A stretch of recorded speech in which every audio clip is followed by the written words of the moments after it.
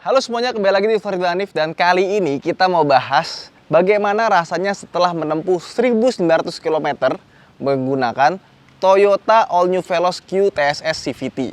Nah, jadi mobil ini belum genap sebulan, tapi udah menempuh jarak yang lumayan ya, karena emang dipakai terus setiap hari, apalagi pas lagi gias. Pernah dibawa sama anak kantor sampai ke Pelabuhan Ratu gitu, mereka jalan-jalan berwisata ke sana. Dan gue pun juga pakai mobil ini hampir setiap hari. Nah, seperti apa experience gue dengan Toyota All New Veloz ini? Saksikan terus di video ini, jangan lupa untuk like dan subscribe karena kita akan bahas bagaimana mobil ini setelah kita pakai jangka panjang.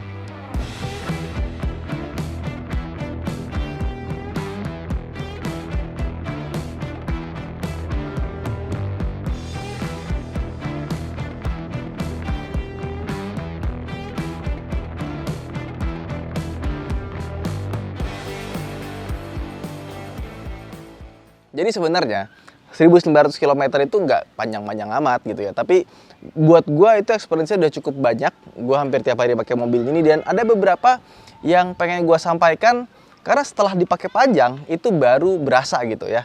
Nah, yang pertama menurut gua ya, pakai mobil ini itu kayak kita pakai sports car atau supercar gitu ya. Karena semua mata itu ke kita. Karena kan mobil baru, terus di sana juga beda ya kan.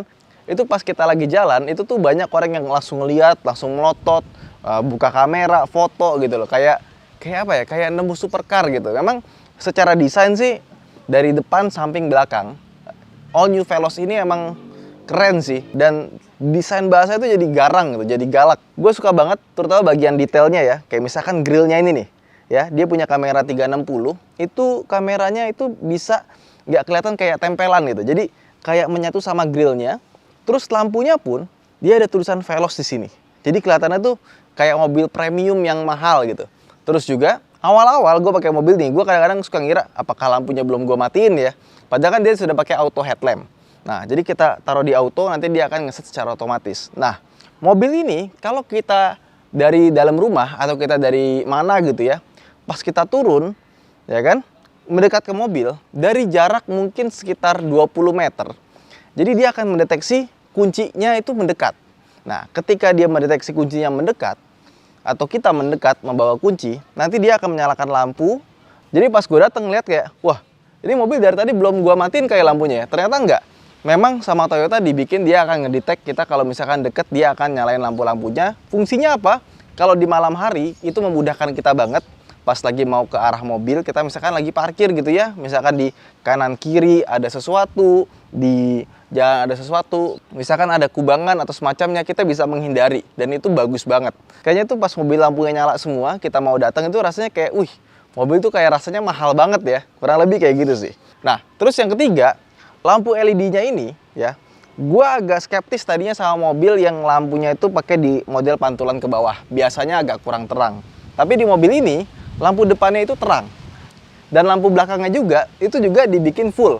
Jadi dari logo ke tengah, itu kan bikin garis, itu nyala semua gitu. Dan kalau kita ngerem mendadak, pas kita ngerem langsung gitu, kayak misalkan gue nyobain di sirkuit gitu ya. Kan kita ngeremnya itu kayak panic braking, hard braking terus kan pas kita mau masuk ke belokan biar kita dapat lap time yang bagus. Itu dia langsung nyala lampu hazardnya. Jadi kalau kita lagi nyetir, terus kita mau panic braking gitu ya. Misalkan depan ada tabrakan beruntun atau mobil berhenti, kita ngerem, kita nggak perlu pencet hazard lagi. Hazardnya udah nyala secara otomatis. Dan ngomong-ngomong soal hazard, nah lampu sein dari mobil ini juga dibikin sequential. Jadi bagian ininya, kalau kita pencet gitu ya, dia tuh jalan gitu. Bukan cuma sekedar nyala, tapi jalan dari tengah ke samping. Nah, terus ke bagian belakangnya, ini juga desainnya lucu ya. Jadi dia nggak pakai spoiler, tapi di bagian belakangnya ini dibikin kayak spoiler. Jadi dia kayak naik, terus turun. Jadi dia di sini dibikin agak menjorok kayak pakai spoiler. Dan gue juga suka dari mobilnya adalah gue gak begitu suka dengan mobil yang punya banyak emblem. Nah, di mobil ini tuh emblemnya tipis atau dibilang minimalis, cuma ada di bagian sini sama di sini. Terus tulisan Veloznya ini menyatu sama desain buat dudukan plat nomornya gitu. Nah, kalau kita buka juga bagian belakangnya, itu dia punya bagasi yang bisa dilipat rata lantai seperti ini. Nah, terus di bagian bawahnya ini bisa dibuka juga buat storage, ada 1, 2, 3. Kalau kita mau ngeluarin ban serep, terus toolkit itu juga mudah karena Karena toolkitnya itu disimpannya tuh rapi di bagian sini. Jadi kita nggak perlu buka-buka bongkar di bagian kiri kanan. Udah disiapin di sini, mudah sekali. Spare tire-nya kita buka lewat tutupan ini. Langsung kita putar, nanti di bawah langsung kebuka. Kemudian rata lantainya itu nggak cuma sampai belakang doang. Ke depan pun juga bisa rata lantai. Nih ya.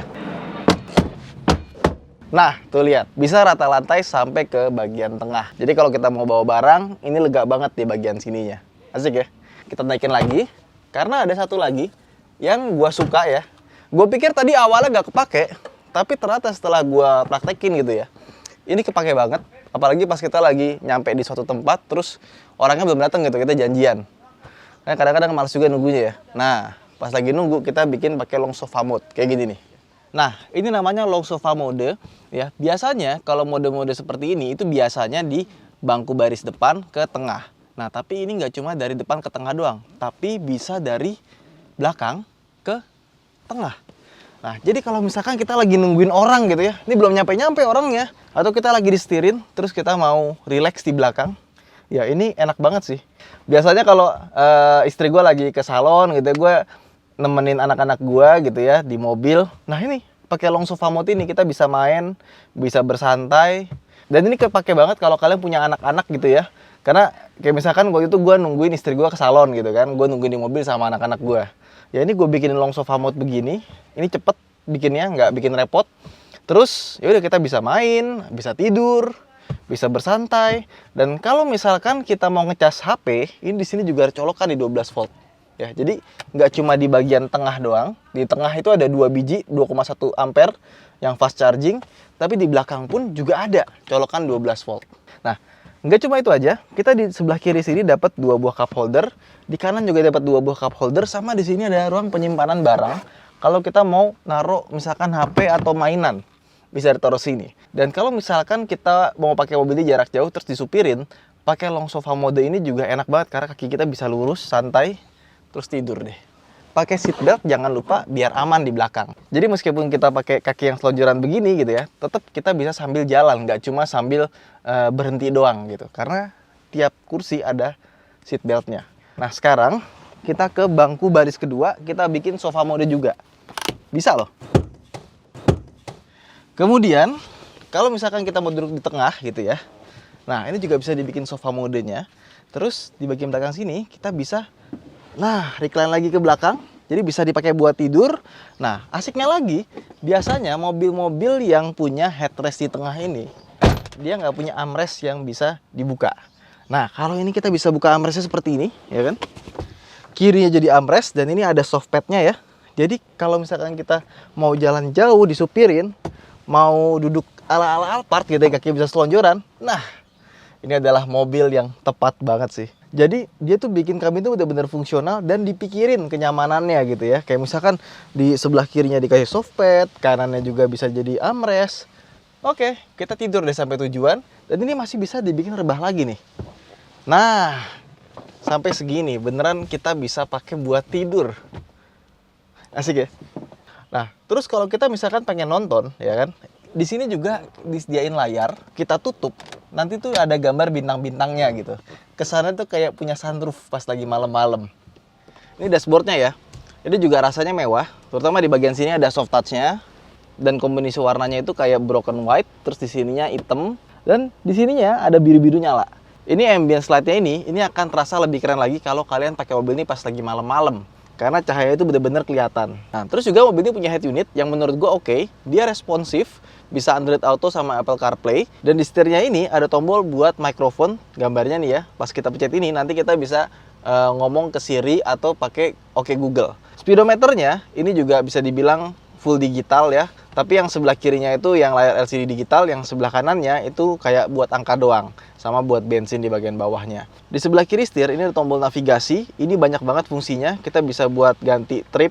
Terus ini bisa kita atur settingsnya. Mulai dari brightness, terus jamnya, time and date, desain ya. Kita bisa atur, kita dikasih ada sekitar 4 desain. Kalau gue sih suka yang nomor 3 ya. Kelihatannya minimalis, simple, dan modern. Display settingsnya juga bisa kita atur. Eco indikator lightnya nyala atau enggak. Average full reset after refuel nyala apa enggak. Trip A reset after refuel juga nyala atau enggak. Opening display, ending display type, steering angle, sama drive mode guide. Nah, jadi kalau steering angle, kalau kiri steering angle left, kanan nanti ikut belok steering angle right. Jadi kalau misalnya kita lagi mau baru mulai jalan gitu ya, kalau lagi lurus dia nggak ada peringatannya. Tapi kalau ternyata ini kan kadang-kadang ini setir lurus ya, tapi bannya belok kanan. Nah, kalau kita maju tiba-tiba mobilnya belok, itu kan bisa bahaya ya. Nah, dia ada peringatannya. Jadi kalau misalkan setirnya belok kanan, di sini ada tulisannya, gambar setir belok kanan. Tapi kalau dilurusin, dia langsung otomatis menghilang. Itu fitur safety yang kelihatannya sepele, tapi itu bisa membantu kita. Nah, terus juga di sini ada lagi nih, ini nih paling penting, vehicle settings. Nah, di sini kayak ada front vehicle departure alert ya, bisa kita nyalain, sama pre-collision warning timingnya bisa kita atur. Lane departure warning timing bisa kita atur, dan steering assist-nya bisa nyalain atau matiin. Kalau steering assist-nya dimatiin, nanti dia nggak ada intervensi dari setir. Kalau misalkan kita keluar jalur, dia akan ketengahin sendiri, itu nggak ada gitu. Kita back lagi, ada BSM atau blind spot monitoring dan rear cross traffic alert. Kalau blind spot monitoring kalian pasti sudah tahu, tapi rear cross traffic alert atau RCTA itu nggak semua orang populer dengan istilah itu. Jadi kalau misalkan kita mundur, kan kiri kanan itu suka nggak kelihatan ya. Nah, kalau misalkan ada kendaraan yang jalan berseberangan pas kita mundur, itu kan bisa nabrak. Dia akan ngasih alert, tididididid, ngasih tahu bahwa di belakang ada mobil yang lewat. Terus door lock-nya bisa kita atur, ada wipernya juga bisa kita atur, ya kan? Ada speed link, sama kalau misalkan kita mundur, ya, nanti dia bisa nyalain wiper sekali ngusap. Nah, terus turn signal juga bisa diatur, 3 times-nya bisa nyala apa enggak. Sama welcome lamp-nya, kalau kita mendekat ke mobil dia nyalain, itu bisa diatur dari sini. Termasuk juga living home. Jadi kalau misalkan kita keluar dari mobil, kita kunci, dia lampunya masih tetap nyala buat nyinarin jalan kita menuju pulang, menuju ke rumah, atau semacamnya. Terus kita bisa reset settings dan ganti bahasanya. Ada bahasa Inggris, Spanyol, Portugis, Indonesia, bahasa Thailand, Perancis, sama bahasa Arab. Nah, coba kita ganti bahasa Arab ya, berasa ngaji gue. Mungkin nanti dia akan diekspor ke Timur Tengah juga ini mobil. Nah, terus yang paling kepake menurut gue ya, ini kepake banget karena istri gue kan suka lupa ngecas handphone dan lupa juga bawa kabel. Nah, kalau ada wireless charging seperti ini, dan biasanya kan wireless charging tuh tempatnya ngumpet-ngumpet ya, nggak enak ya. Nah, ini tuh tempatnya terbuka, jadi kalau misalkan ada telepon masuk, kita bisa tahu, nggak diumpetin dalam laci atau semacamnya. Sini dia akan langsung ngecas secara wireless, jadi benar-benar effortless. Dan dia tuh dibikin agak sedikit masuk ke sini. Fungsinya apa? Jadi kalau misalnya kita lewat jalan jelek atau kita tiba-tiba ada sesuatu gitu ya, dia nggak lompat-lompat. Dan ini dibikin rubber finish. Jadi kalau misalkan dia lompat-lompat gitu nggak bunyi-bunyi gitu ya. Nah, terus kalau misalkan HP kalian belum ada wireless chargingnya, tenang aja. Di depan juga ada chargeran 2,1 ampere langsung dari mobilnya. Nggak perlu pakai kepala charger lagi. Nah, jadi kalau kalian nggak punya wireless charging di HP kalian, bisa langsung pakai kabel biasa, colokin ke sini, dan ini pakai fast charging. Terus pas kita ngecas gini, kadang-kadang kita suka risih juga. Ini ditaruh mana HP-nya ya? Nah, di All New Veloz ini, kita juga dapat tempat di sini. Jadi kalau kita ngecas HP, udah kita taruh sini aja, langsung. Udah ada tempatnya buat chargeran. Sama buat teman-teman yang suka minum gitu ya. Di sini juga dikasih beberapa cup holder, kayak misalkan di bagian depan AC gini ya. Kalau misalkan kalian punya minum dingin, ditaruh di sini tuh bisa tetap menjaga kesegaran minumannya karena kena AC. Terus kalau menurut kalian kurang, di door trim itu masing-masing door trim ada 2 cup holder. Dan kalau kalian mau bawa barang-barang gitu ya, ini juga dia punya storage yang gede di sini sama di bagian sini. Di sini juga kalau kalian punya aksesoris tambahan, ada colokan 12 volt atau 120 watt di sini. Bisa colok sesuatu, dan di sini juga ada cup holder lagi. Banyak banget ya. Nah, sekarang gimana rasanya pas di jalan? Yuk kita jalan. Setelah 1900 km, udah nyobain ke Sentul, udah nyobain dyno segala macem. Sebenarnya menurut gue yang menjadi highlights mobil ini itu bukan cuma sekedar fiturnya, tapi ride quality-nya ya. Driving quality-nya itu benar-benar meningkat. Gue seneng banget sama sasis barunya karena dia tuh kayak perfect balance gitu ya. Biasanya mobil yang handlingnya enak itu dipakainya ajrut-ajrutan gitu ya. Handlingnya superior, tapi kenyamanannya tetap top gitu. Akurasi setirnya bagus, tapi memang setirnya ini dibikin ringan. Dia dibandingkan dengan Veloz yang lama, dia itu lebih cepat. Jadi kita lebih effortless ketika nyetir. Terus suspensinya, bantingannya ini antara depan sama belakangnya itu dibikin balance juga. Jadi ketika lewatin jalan bergelombang, dia tuh nggak bikin kita ajut-ajutan. Tapi ketika kita ngelewatin polisi tidur atau lubang semacamnya, dia tuh nggak bikin kita jadi sakit gitu kan. Kadang-kadang beberapa mobil tuh pas kita kena lubang, kenapa itu tuh kayak debu sakit gitu ya. Ini bener-bener bisa dibilang kayak perfect balance kali ya. Jadi tidak terlalu goyang, tidak terlalu bumpy, tapi juga tidak terlalu keras gitu, tengah-tengah gitu, pas jadinya. Apalagi pas kita coba pakai di tol, di flyover yang apa sih namanya, jalan MBZ ya.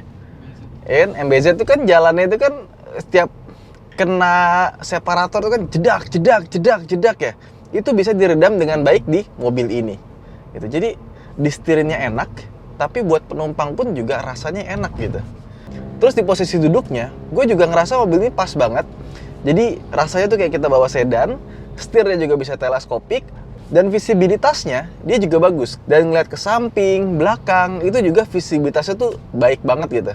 Jadi mobil itu kayak keseluruhannya tuh bertambah menjadi lebih baik gitu. Jadi nggak cuma sekedar mobil baru, lebih keren nambah fitur. Tapi dari segi kenyamanan, dari segi handling, dari segi responsivitas, segala macamnya itu benar-benar meningkat gitu. Jadi buat orang-orang yang udah biasa dengan Avanza atau Veloz yang lama gitu ya, bagaimana menyetirnya, ketika naik di mobil ini, ketika nyetir, itu rasanya kayak, ini kayak mobil yang lebih mahal mungkin 100-200 juta dibandingkan dengan mobil sebelumnya gitu. Terus kita ngomongin fitur keselamatannya. Jadi mobil ini nggak cuma dilengkapi dengan fitur keselamatan pasif yang berguna saat kita tabrakan. Contoh misalkan airbags. Ya, airbagsnya ada 6. Tapi yang menarik adalah fitur keselamatan aktifnya, yaitu Toyota Safety Sense. Jadi dia ada 2 buah kamera di atas sini yang bisa mendeteksi jalanan di depan ada apa. Misalkan ada namanya lane keeping assist sama lane departure warning. Jadi kalau misalkan kita lagi di jalanan gitu, di tol misalnya ya, terus kita nggak sengaja keluar dari jalur, nanti dia akan ngasih peringatan. Ya, untuk kita balik lagi ke jalur. Kalau misalkan dikasih peringatan, kita masih abai gitu ya, setirnya akan melakukan assist. Jadi dia akan geser sendiri, ngelurusin lagi sesuai dengan garis-garis di jalan. Makanya pas naik mobil ini, kita lihat di MID-nya, tuh dia ngedeteksi tuh ada garis kiri kanan. Jadi kalau misalkan kita keluar garis tanpa pakai sein, itu langsung ada peringatannya gitu. Nah, terus ngomong-ngomong soal lampu sein ya. Jadi kalau misalkan kita mau ambil kiri atau kanan, terus ternyata di sebelah kiri atau kanan ada sebuah objek, misalkan ada mobil atau motor. Nanti di spionnya ini dia akan ada lampu menunjukkan blind spot warning. Nah, misalkan kita lagi kayak gini, kita ambil sein, akan ada bunyi tit, artinya di sebelah kiri itu ada objek, kita nggak bisa pindah jalur, kurang lebih kayak gitu. Jadi kalau kita di kecepatan rendah, kayak misalkan di dalam komplek jalanan kan kita nggak mungkin ngebut ya, kita pakai sen kiri atau kanan, nanti langsung berubah ada tangkapan layarnya di sini, gitu. Itu membantu banget sih. Dan untuk membuat make sure lagi kalian lebih aman, jadi kalau misalkan di depan kita ternyata ada mobil yang melakukan pengereman mendadak, nah, dia akan memberikan notifikasi, peringatan, dan kalau kita abai dengan peringatannya, mobil ini bisa mengerem secara otomatis agar kita terhindar dari frontal crash. Gitu. Jadi sebelum terjadi kecelakaan, mobil ini sudah memberitahu kita untuk menghindari kecelakaan tersebut. Gitu. Jadi ya mencegah itu lebih baik dibanding mengobati, ya nggak sih? Jadi itu mungkin experience gue setelah menggunakan mobil ini sepanjang 1.900 km ya. So far, ini mobil melebihi ekspektasi. Dan buat teman-teman yang pengen tahu lebih lanjut soal Toyota All New Veloz ini, bisa langsung pantengin media sosial Toyota. Gue kasih di sini ya. Termasuk juga call center 24 jamnya kalau kalian mau tanya-tanya. Atau email ke sini. Nah, itu aja mungkin video kita kali ini. Mungkin nextnya, mobil ini akan gue pakai buat mobil keluarga. Gue akan pulang ke kampung halaman pakai mobil ini. Apakah perlu dibikin videonya? Kalau menurut kalian perlu, langsung komen aja di bawah. Saya Danif, sampai jumpa di video berikutnya. Bye!